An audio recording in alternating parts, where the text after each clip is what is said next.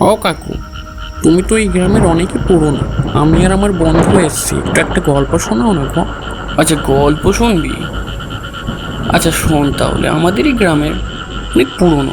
আজকের গল্পটা আমাদের পাশের গ্রামের লাল বাড়ি নিয়ে। সালটা ছিল 2000 সাল।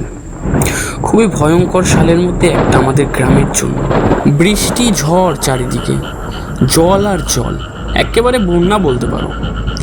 গ্রামের অবস্থা এতটাই খারাপ হয়ে গেছিল, সরকার থেকে গ্রাম ছেড়ে লাল বাড়িতে উঠতে বলা হয় সবাইকে। গ্রামের সবাই সবার লোটা কম্বল গুটিয়ে রওনা দিল লাল বাড়ির দিকে। এসে তো পড়লাম, এবার খাওয়া জুটবে কীভাবে? কারণ সবাই তো দিনমজুরি কাজ করে, 2 টাকা ঘরে এনে সংসার চালায়।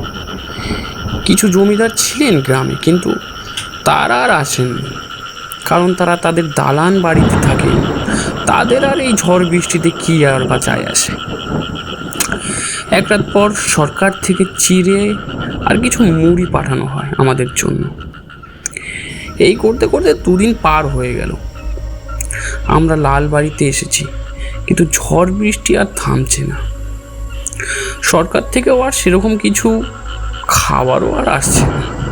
ওই মুড়ি পাঠাতেন আর একটু চিড়ে।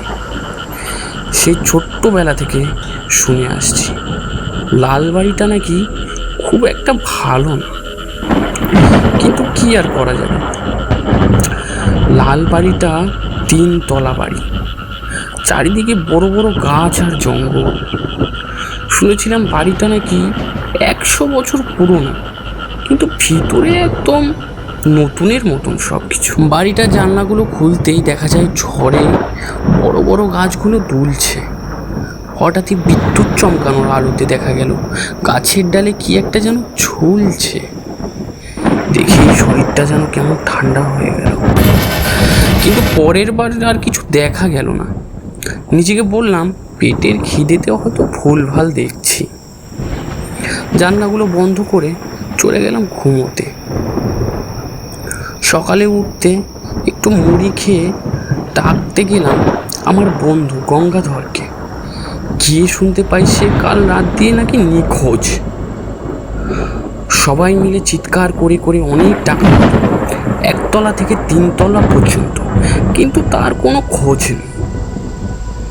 কিছুক্ষণ পর পাশের ঘর থেকে চিৎকার শুনতে পাই।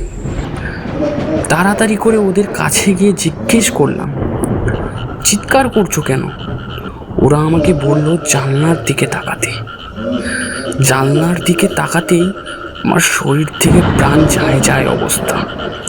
দেখি আমার বন্ধু গঙ্গাধর বড় মোটা আম গাছের ডালে গলায় ফাঁস দেয়া ঝুলছে।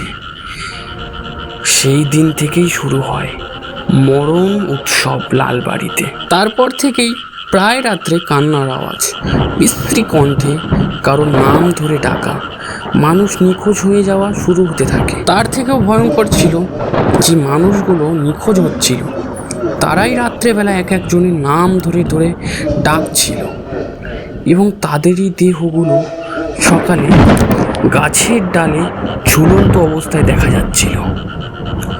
ভয়ে আমাদের অবস্থা এতটাই খারাপ হয়ে গেছিল যে কেউ যদি খাবারের জন্য নাম ধরে ডাকতো, ভয় চিৎকার উড়ে উঠতাম। এত কিছু হচ্ছে আমাদের সাথে, কি করব বুঝে উঠতে পারছিলাম না।